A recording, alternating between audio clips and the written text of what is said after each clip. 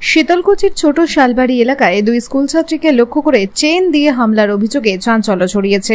সূত্রের খবর, নবম শ্রেণীতে পাঠরত দুই বান্ধবী সকালে টিউশন পড়ে বাড়ি ফিরছিল। সেই সময় হঠাৎ এক যুবক তাদের উপর চড়াও হয়ে সাইকেলের চেন দিয়ে মারধর করে বলে অভিযোগ। আক্রান্ত ছাত্রীরা জানায়, কি কারণে তাদের উপর এমন আক্রমণ হলো তা বুঝে উঠতে পারছেন না তারা। ঘটনায় এলাকায় উত্তেজনা ছড়িয়েছে। স্থানীয় গ্রাম পঞ্চায়েত প্রধানের স্বামী আলতাফ মিয়া বলেন, ঘটনাটি শুনেছি, খুবই দুঃখজনক।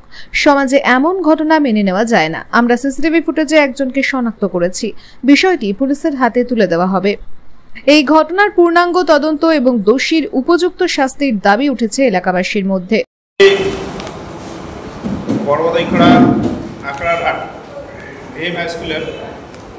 ছাত্রীকে এক ছেলে ওই অনুমানিক মানে 8:40-45 হবে, ওই সময় ওই মেয়ে চারটে একসঙ্গে, সামনে দুইটা পিছনে দুইটা একসঙ্গে যাচ্ছিল।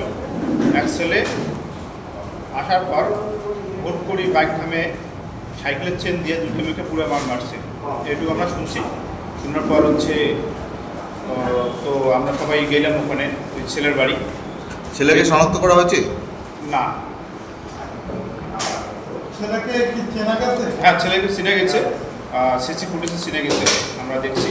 এবং ছেলেটা যে এরকম এর আগে হরিবোলা হাটে এরকম করে ধরা পড়ছিল এবং মারধরও করছিল মানুষ।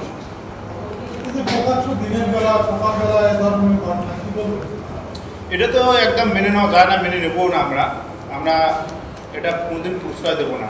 আমরা এখন গার্জিয়ানদেরকে নিয়ে পুলিশ কমপ্লেন যাব। ছেলেটার বাড়ি কোথায়? ছেলেটার বাড়ি মধ্য সর্বস্বর জয়দুয়ার পুরান পঞ্চায়েত। ছেলের পরিবারের সাথে কারো আপনাদের কথা হয়েছে? হ্যাঁ, আমরা আমাদের ওই সভাপতি গণেশদার বাড়িতে গেছিলাম। আমাদের পার্টির ছেলেপেলে নেতৃত্ব সবাই ছিল।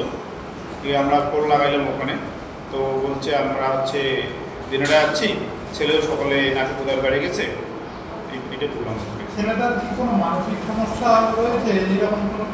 না, ছেলেটা মানসিক সমস্যা নাই, ছেলেটা ভালো, কিন্তু ওর চরিত্রটা এরকম। মনে হচ্ছে আলতাফ হোসেন মিয়া।